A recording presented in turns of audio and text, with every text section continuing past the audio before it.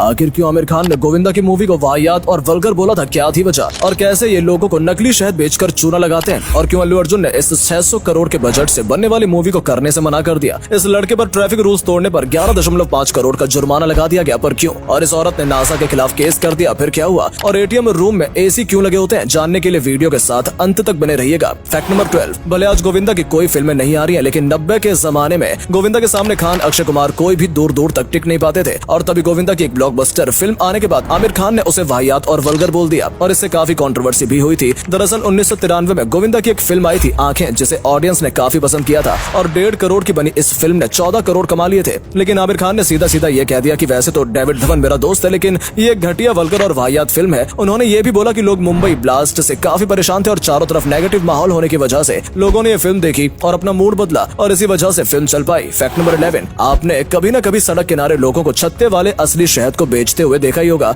अब ये असली शहद बोलकर बेचने वाले लोग आपको कितना असली शहद देते हैं, इस बात से आप अनजान हैं, क्योंकि ऐसे शहद खाने से कई लोगों को भयानक बीमारियां हो रही हैं। दरअसल असली शहद वो होता है जिसकी एक बूंद को अगर आप कपड़े के ऊपर डालोगे तो वो नीचे की तरफ झुक जाएगा, और जब इन बेचने वालों को ये बात पता चली कि लोगों को इसके तरीके का पता लग गया, तब ये लोग नकली शहद में कई सारे जानलेवा केमिकल्स मिला देते हैं। फैक्ट नंबर 10, एक ऐसी औरत जिसने नासा के ऊपर केस कर दिया, और वो औरत केस जीत भी गई है। दरअसल 2015 में नैन्सी काशा नाम की इस औरत ने किसी ऑक्शन में एक बैग खरीदा, जिसे क्लेम करके बेचा गया था कि इस बैग को नासा के किसी मिशन में यूज किया गया था। लेकिन नैन्सी ने इस बात को क्लियर करने के लिए उस बैग को नासा वालों को बेच दिया। तब ये बात कंफर्म हो गई, क्योंकि इस बैग को अपोलो 11 मिशन में यूज किया गया था, जिसमें नील आर्मस्ट्रांग ने चांद की मिट्टी लाई थी। अब ये देखकर नासा ने इस बैग को नैन्सी को देने से इनकार कर दिया, जिसके बाद नैन्सी ने नासा के ऊपर केस कर दिया, और वो इस केस को जीत भी गई, और अंत में नासा को वो बैग लौटाना पड़ा। फैक्ट नंबर 9, अमरीश पुरी को विलेन के रोल में अगर किसी ने बराबर की टक्कर दी है तो वो है कुलभूषण खरबंदा।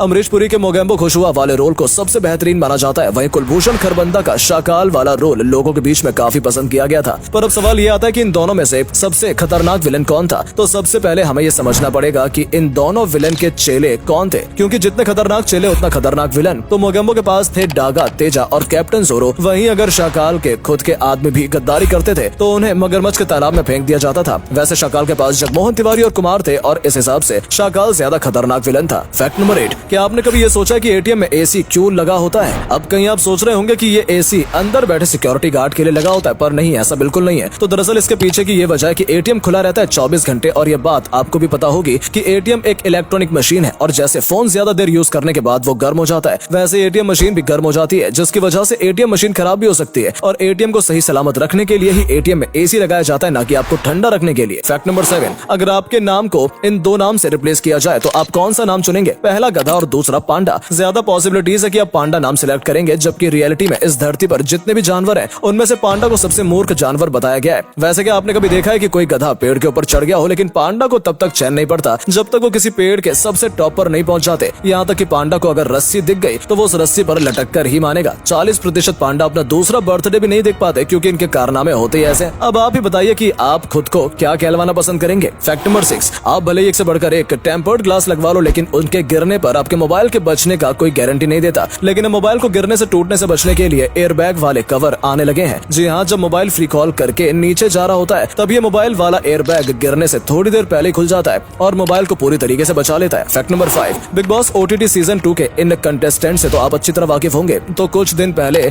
आशिका भाटिया और मनीषा रानी मिले थे, और इन लोगों ने एक रील अपलोड किया, जिसके नीचे किसी अभिया फैन ने कमेंट कर दिया, छपरी टिकटॉकर, जिस पर आशिका भाटिया जिया शंकर को डायरेक्टली ये बोल दी कि तुम्हारी नागिन रिजेक्ट हो चुकी है। हमारे दोस्त थे, मतलब हमारे दोस्त फुकरा इंसान ने जिया शंकर को रिजेक्ट कर दिया। इसके बाद फैंस के बीच वार चालू हो गया और ट्विटर पर मल्टीपल ट्रेंड स्टार्ट हो गए, जैसे कि आशिका भाटिया वी लव जिया शंकर। उसके बाद आशिका भाटिया के सपोर्ट में भी ट्रेंड स्टार्ट हो गया, जिसके बाद जिया शंकर उन ट्वीट्स को अपनी स्टोरी में डालते हुए अपने फैंस को थैंक यू भी बोली। फैक्ट नंबर 4, लगातार हिट्स देने के बाद अल्लू अर्जुन ने अपनी फीस भी काफी ज्यादा बढ़ा ली है। ऐसे में हाल ही में फिल्म मेकर आदित्य धार जब अपने साईफाई ड्रीम प्रोजेक्ट का ऑफर लेकर उनके पास जाते हैं, तब अल्लू अर्जुन को फिल्म की स्टोरी पसंद भी आती है, लेकिन जब उन्हें पता चलता है कि इस मूवी का बजट 600 करोड़ है तो वो सीधा 100 करोड़ और प्रॉफिट शेयरिंग की डिमांड करते हैं। अब ये एक साईफाई बनेगी तो इसमें ज्यादा फर्क सीजीआई और वीएफएक्स का रहेगा। ऐसे में आदित्य धार को लगा कि इतने पैसे अगर अल्लू अर्जुन ही ले लेंगे तब वीएफएक्स की तो वाट लग जाएगी, इसलिए ये डील नहीं हो पाई। फैक्ट नंबर 3, दोस्तों अगर आप सुबह टाइम से उठ नहीं पाते हैं तो आपको इस अलार्म क्लॉक का इस्तेमाल करना चाहिए, जो आपको गारंटेड उठा ही देगी। पहले नंबर पर है रनिंग क्लॉक अलार्म। इस घड़ी में जब अलार्म बजना शुरू होता है उसके बाद ये घड़ी भागने लगती है, और अब आपको उसे पकड़ना है, फिर उसे बंद करना है। दूसरे नंबर पर आता है बैड वाइब्रेशन अलार्म। जैसे ही ये अलार्म बजना शुरू होगा, आपका पूरा का पूरा बेड वाइब्रेट करने लगेगा और आपको ऐसा लगेगा कि भूकंप आ गया, और इस चक्कर में आप उठ जाओगे, भले ही आप कितनी ही नींद में क्यों ना हो। Fact number 2,